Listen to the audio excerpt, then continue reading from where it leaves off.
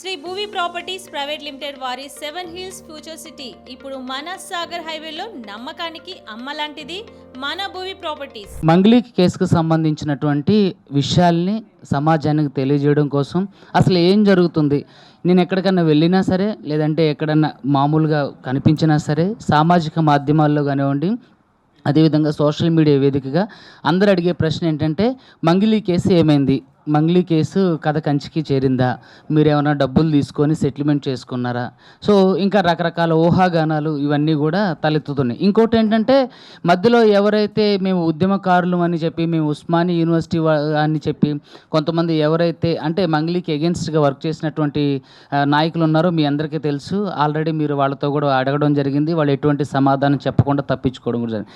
So వాళ్ళందరూ ఏమైపోయారు, మీరంతా కలిసి ఏం జరిగింది, ఇక్కడ అంత గూడుగొట్ట అని ఏమన్నా జరిగిందా లేదంటే అంతా సర్దుమణిగిపోయిందా అన్నారు.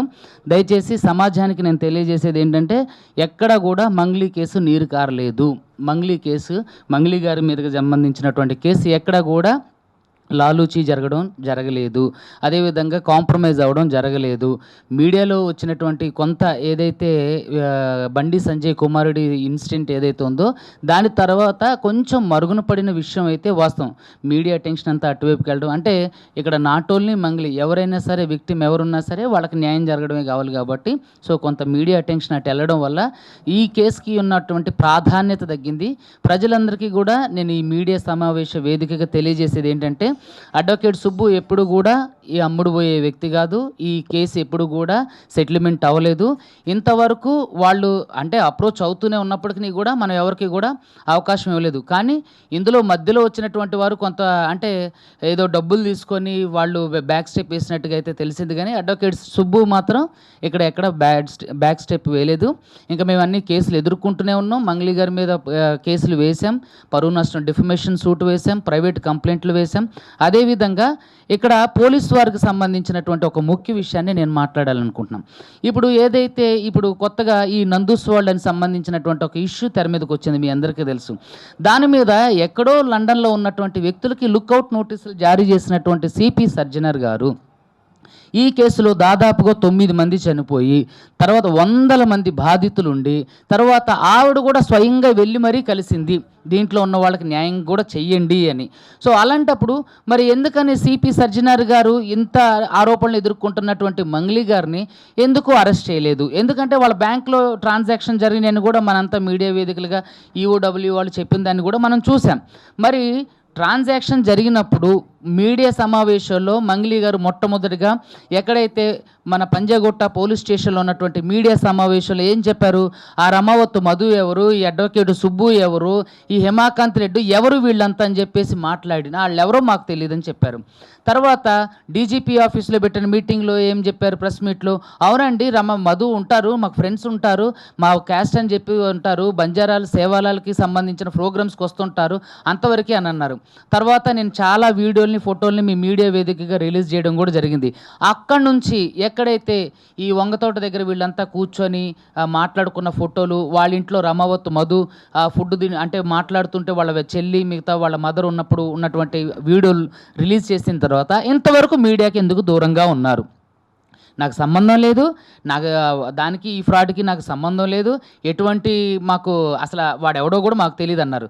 అదేవిధంగా ఒక మీడియా మిత్రుడు అడిగినటువంటి సమాధానానికి మరి ఆ డబ్బులు లెక్కబెట్టే వ్యక్తి ఎవరో మీకు తెలుసు అంటే ఎవరో ఇదే ఎక్స్ప్రెషన్స్తో చెప్పారు.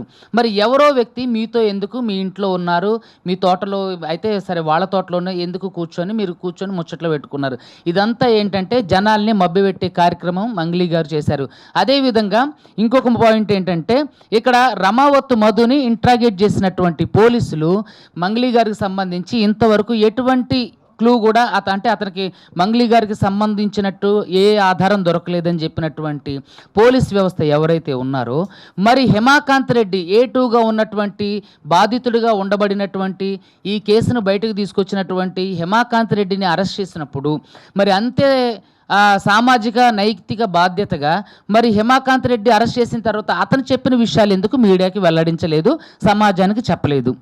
ఇంకొక క్వశ్చన్ ఏంటంటే బ్యాంక్ ట్రాన్సాక్షన్ జరిగినాయి అని తెలిసిన తర్వాత కూడా వాళ్ళని అరెస్ట్ చేయకపోవడంలో తెలంగాణ రాష్ట్ర పోలీస్ వ్యవస్థకి మధ్య ఉన్నటువంటి ఈ జిమ్మిక్ లాజిక్ ఏంటనేది నాకు ఎంతవరకు కూడా అర్థం కాని అగమ్య గోచరమైనటువంటి అంశం. ఎప్పుడైతే మంగ్లీ గారు సెంట్రల్ మినిస్టర్ పేరు చెప్పి నన్ను బెదిరించడం స్టార్ట్ చేశారో, తర్వాత ఎప్పుడైతే మంగ్లీ గారు కౌంటర్ కేసుగా మేము వేసిన తర్వాత, అమ్మో నేను కేసు వేయకపోతే ఇదంతా మా మెడకు చుట్టుకుంటుంది, ఈ కేసులో నుంచి నన్ను తీసేయండి సార్, మీకు డబ్బులు కావాలంటే ఇస్తామని. కానీ మీకు తెలుసు, ఒక హైకోర్టు న్యాయవాది గారి ఆఫీసులో మీటింగ్ జరిగింది, మీరు అందరూ చూశారు. అక్కడ వాళ్ళందరూ కూడా నన్ను డబ్బులు తీసుకోమని, లేదంటే ఇంకా రకరకాలుగా మాట్లాడడం, ఇవన్నీ చేసిన విషయాలన్నీ కూడా మీకు తెలుసు. అక్కడ నేను కేసు పెట్టడం, ఆ తర్వాత ఎఫ్ఐఆర్ అవడం, ఎఫ్ఐఆర్ చేసిన తర్వాత మళ్ళీ కేసు పెట్టకపోతే ఇక్కడ అంతా తప్పు నాదని ఆవిడ కేసు పెట్టడం, ఇవన్నీ జరిగినప్పుడు మరి మంగ్లీ గారి మీదే ఎందుకని బ్యాంక్ ట్రాన్సాక్షన్స్ జరిగినప్పుడు, వాళ్ళ తమ్ముడు అకౌంట్లో ట్రాన్సాక్షన్ జరిగినప్పుడు మరి ఎందుకని వీటి గురించి మంగ్లీ గారిని అరెస్ట్ చేయలేదు? నేను పోలీసు వారిని సూటిగా ప్రశ్న చేస్తున్నా, అంటే అడుగుతున్నా. ఇక్కడ ప్రజాస్వామ్యంలో ఎవరికి న్యాయం అని అంటే, ఇప్పుడు చాలామంది ఉన్నటువంటి ప్రజానీకానికి తెలిసిన అంశం ఏంటంటే, డబ్బులు ఉన్న వారికి ప్రతి ఒక్క విషయంలోని కూడా హెల్ప్ఫుల్గా ఉంటారు. పోలీస్ వ్యవస్థ అనేది ఒక ముద్ర పడిపోతుంది. సో అదేవిధంగా పంజగుట్ట పోలీస్ స్టేషన్లో సిఐ రామకృష్ణ గారు, అదేవిధంగా ఎస్ఐ కిషన్ చేసినటువంటి నిర్వాహకం మీరంతా చూశారు.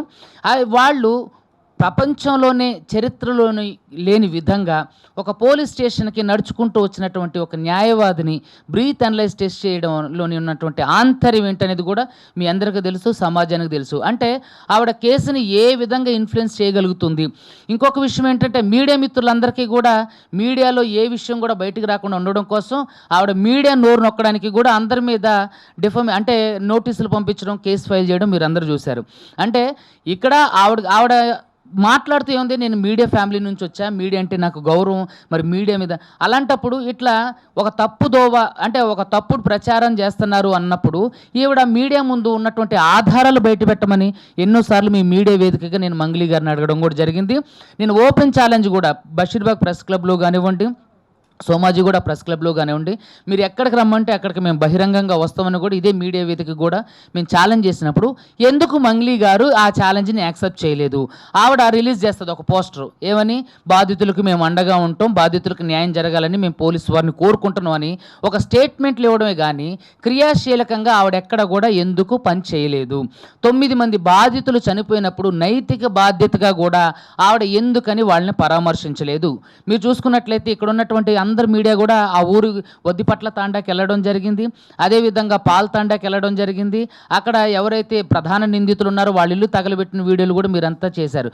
సో అక్కడ ఉన్నటువంటి ప్రజలందరూ చెప్పే మాట ఏంటి, మంగ్లీ గారు వచ్చారు, మంగ్లీ గారు వచ్చారు, మంగ్లీ గారు వచ్చారు. ఆవిడ పేరు చెప్తేనే మేము ఆవిడని చూసాం, ఆవిడ పేరు చెప్తేనే మేము డబ్బులు కట్టాం, ఆవిడ మాతో మాట్లాడింది. నేను కూడా మీడియా వేదికగా చాలా విషయాలు వెల్లడించా. ఏది, ఈ రమావతి, ఈ ఎవరైతే మధు ఉందో, మధు నేను మంగ్లీ వాళ్ళ చెల్లిని పెళ్లి చేసుకుంటున్నా అని చెప్పి నేను మొదట్లో చెప్తే ఆవిడ దాన్ని ఖండించింది. తర్వాత దానికి సంబంధించినటువంటి ఫోటోలు, వీడియోలు ప్రవేశపెట్టిన తర్వాత ఎందుకు మంగ్లీ గారు మీడియాకు దూరంగా ఉన్నారు? ఎందుకు అంటే చాలా మీడియాలో నేను విన్న కథను ఐఎమ్ నాట్ ష్యూర్. ఆవిడ ఏమన్నారంటే, కొంతమంది దుబాయ్కి పారిపోయిందన్నారు, కొంతమంది నార్త్ ఇండియాకి ఎక్కడికో వెళ్ళిపోయిందన్నారు. సరే, ఎందుకని అప్పటి వరకు మరి నైతిక బాధ్యతగా మీరు ప్రతి విషయాన్ని మీరు విమర్శించిన ప్రతి విషయాన్ని చెప్పినప్పుడు మరి ఎందుకని తర్వాత విషయాలు ఎందుకు చెప్పలేదు? తర్వాత మీడియా ముందుకు ఎందుకు రాలేదు? తర్వాత ఇక్కడ నైతిక బాధ్యతగా వాళ్ళు ఎందుకు పరామర్శించడానికి వెళ్ళలేదు? వెళ్తే ఎందుకంటే అక్కడ ఎవరికి జరగాల్సిన మర్యాదలన్నీ జరుగుతాయి కాబట్టి భయపడే వెళ్ళాల. మరి క్రియాశీలకంగా మీరు ఇచ్చినటువంటి ప్రెస్ నోట్కి బాధితులకు న్యాయం జరగలే, నేను అండగా ఉంటాను మీరే అంటే ఒక స్టేట్మెంట్ ఫార్వర్డ్ చేసినప్పుడు ఎందుకు మరి దానికి కట్టుబడి ఉండలేదు? ఇంతవరకు కూడా పోలీసులు ఎందుకు అరెస్ట్ చేయలేదు?